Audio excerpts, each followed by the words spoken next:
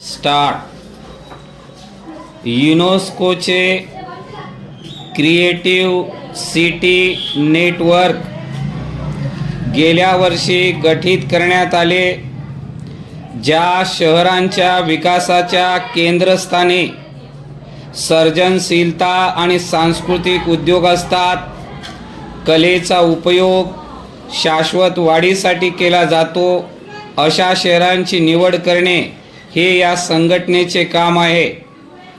युनेस्कोच्या सर्जनशील शहराच्या यादीमध्ये जगभरातील 408 शहरांचा समावेश असून त्यांचे हस्तकला आणि लोककला, रचना, चित्रपट, पाकशास्त्र, साहित्य, माध्यमकला आणि संगीत या 7 श्रेणीमध्ये वर्गीकरण करण्यात आले आहे. त्यापैकी 69 शहरांचा समावेश पाकशास्त्र विभागात असून त्यातील 21 शहरे आशियातील आहेत. त्यामध्ये आता लखनौला स्थान मिळाले आहे. परिच्छेद लखनौच्या आधी हैदराबाद या एकमेव भारतीय शहराचा पाकशास्त्र विभागात स्थान मिळाले होते. जूनमध्ये भारतातर्फे लखनौचे मानांकन सादर करण्यात आले. त्यासाठी या शहरातील अवधी खाद्य संस्कृतीचे सादरीकरण करण्यात आले.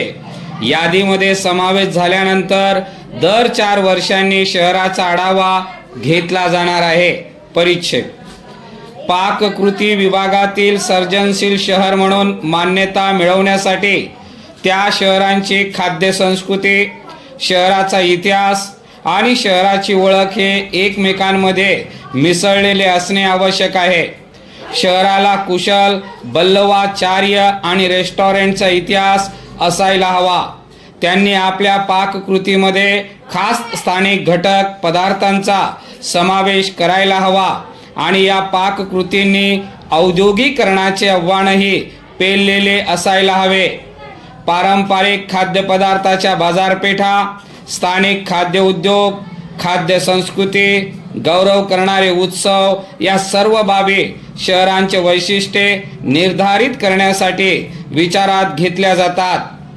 त्याचबरोबर खाद्य संस्कृतीची शाश्वतता, पर्यावरणासाठी आदर, स्थानिक उत्पादनांचा प्रचार, शाळा व पाककृतीचे धडे देणाऱ्या संस्थांमध्ये पोषण व जैवविविधतेविषयी शिक्षण हेही महत्त्वाचे आहे. परिच्छेद 2 दशकांपेक्षा अधिक काळ अवध प्रांत हा संस्कृती आणि नागरी संस्कृतीची घट्ट सरमिसळ साधणारा ठरला होता. लखनौ हा अवधचाच भाग.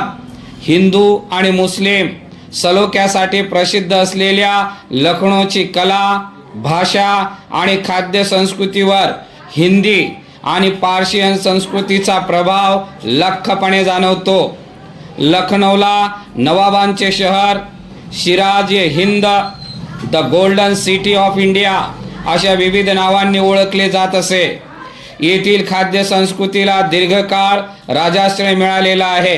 विशेषतः 18व्या आणि 19व्या शतकामध्ये नवाबांच्या स्वयंपाकघरामधील बावर्ची आणि रकबदारांनी मंद आचेवर पदार्थ शिजवण्यासाठी दमपुक्त तंत्र विकसित केले.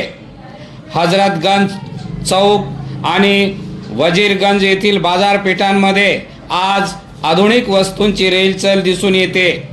तरी फक्त तेथील रस्त्यांवर आणि रेस्टॉरंटमध्ये मिळणारे खास लखनवी खाद्यपदार्थ खाण्यासाठी शहरवासियांसह पर्यटकांची गर्दी असते.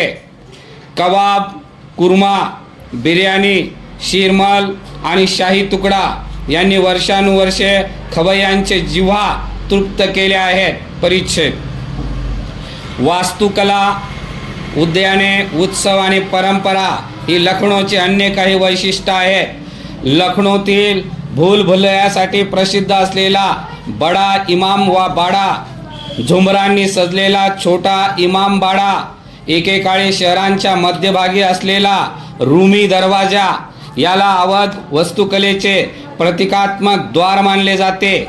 1857च्या स्वातंत्र्य संग्रामातील संघर्षाच्या खुणा मिरवणारे रेसिडेन्सी ब्रिटिश काळातील युरोपीय शैलीतील बांधकामामुळे प्रसिद्ध झालेली दिल